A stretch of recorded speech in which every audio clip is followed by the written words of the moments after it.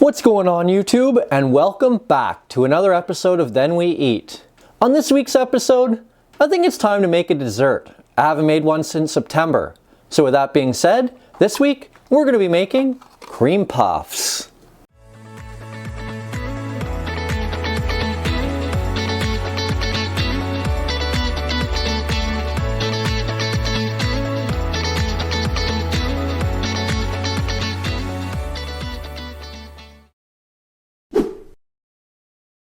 Alright, so cream puffs are a very easy recipe. Very easy. There's not a lot to them. So we're going to start by making some pudding. It's going to sit in the fridge for a couple hours to set. So we'll start there, let it set, and then we can carry on with the rest of our recipe. So this recipe calls for 2 3.5 ounce packets of pudding powder. Unfortunately, these boxes only come with 1 packet of pudding powder, so I'm going to make 1 vanilla and 1 chocolate. And it's very important to note, typically with pudding, you mix one of these packets with 2 cups of milk. This recipe does not follow that, so don't just make it like regular pudding. First thing we're going to do, we're going to rip the pudding open, and we're going to throw it in the bowl. And to that, we're going to add 1 cup of cream and 1/2 cup of milk. Just give that a quick whisk together, get that all mixed in. And once you're confident all that's mixed in, we're going to set that one aside and start on the chocolate. Alright, and the chocolate one. Same concept. Dump it into the bowl. Cup of cream. Cup of milk. 1/2 cup of milk. And give that a whisk together. Alright, same thing. Once you're satisfied with the pudding being mixed in, into the refrigerator they go for a couple hours, and we'll see you once it's set. Alright, we're back. It's been a few hours, not exactly sure how many, but the pudding is good to go now. Actually, if you use the same kind of pudding we do, this stuff was hard about 3 or 4 minutes after I finished doing it. I did leave it in the fridge anyway, just to make sure that the bottom was also nice and solid, but now we're ready to go.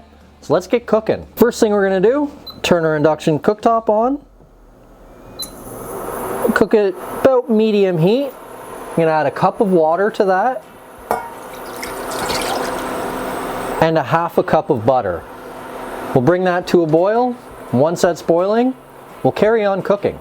Alright, as you can see, our water and butter is boiling now, so we can go ahead. We're going to add a cup of flour to that and 1/4 teaspoon of salt. We're going to mix this in until it forms a doughy ball. Then it'll be time to carry on to the next step. You're just going to keep stirring this away until it forms, as I say. It's going to be a pretty thick dough ball. Alright, as you can see, the dough is quite thick now.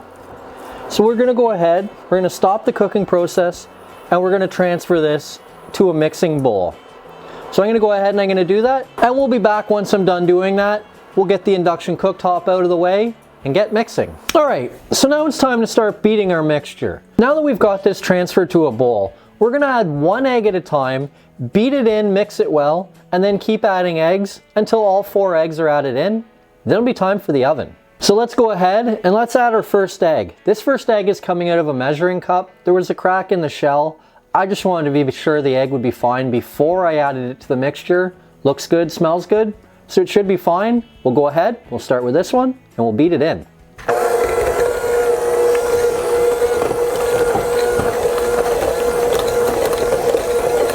Alright, that's 1 egg done. Time for the second one. That one's mixed in. Time for egg 3. Alright, and egg number 4. Alright, so it's well mixed in now. Just got to clean off my paddles. Then will be cookie sheet time. Usually this is the exciting point. It means you get to start licking your paddles clean. This is butter, flour, and water with some eggs. Not exactly sure this would be the time to start licking these paddles. Alright, it's tablespoon time. So what we're going to do is we're going to use these 2 tablespoons to scoop it out and kind of push it onto our cookie sheet. Then it'll be time for the oven. So let's go ahead, let's start scooping these out. So all you're looking to do is you get, about a spoonful on your spoon. Then just take your other spoon in the back of it and just kind of slide it off. You'll end up with a little mound of dough. And it is important to note, you do want to put these on an ungreased cookie sheet. Presumably because there's butter in the water, it's already been greased, so you don't need to worry about it.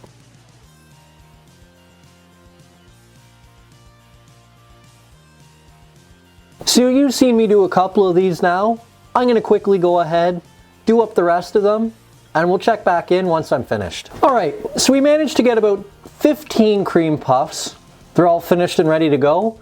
I'm going to throw them into a 425 degree oven for about 20 to 25 minutes, and we'll check back in once they're finished. All right, we're back. I've gone ahead and I've taken the cream puffs out of the oven.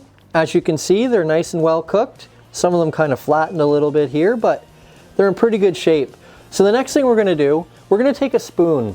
We're going to take the back of the spoon, we're going to take one of the cream puffs, and we're just going to dig a bit of a hole in it.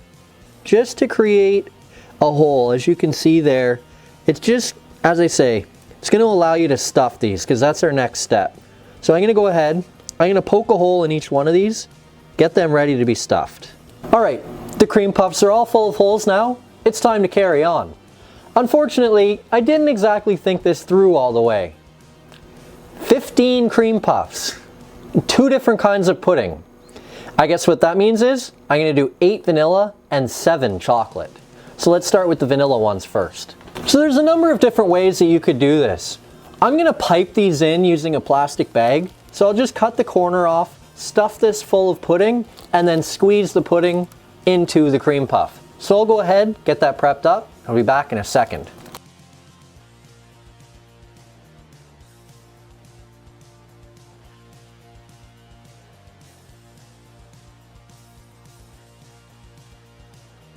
All right, so now that we've got our piping bag ready to go, you just take one of your cream puffs, just stick it right into that hole you created, and just keep squeezing until the pudding starts to come out the top. Then you should have perfectly filled cream puff.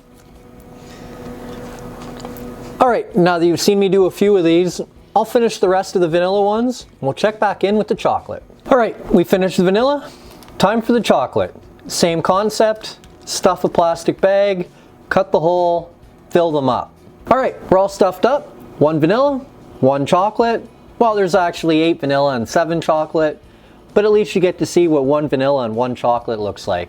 So now it's time to give it a taste test. All right, since there's 8 vanilla and 7 chocolate, I'll test a vanilla one today. It's basically the same thing. The only difference is the pudding, and I mean, I've had vanilla and chocolate pudding for years, so it really doesn't make much of a difference. So we'll try the vanilla one and see how it tastes.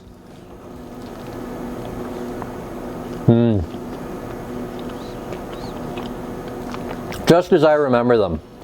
Very, very, very good. Excellent flavor from the pudding. The cream puffs are perfect cream puffs. Couldn't ask for a better dessert. So that's it for this video. Hit like if you liked the video, subscribe to the channel if you haven't already, share it with anybody you know, and let us know down below. What's your favorite kind of dessert? Or better yet, what kind of pudding would you like to see us stuff these with? Got butterscotch, vanilla, chocolate, banana, lots of flavors. Which pudding would be your favorite? Oh, and don't forget, first we cook, then we eat. So good.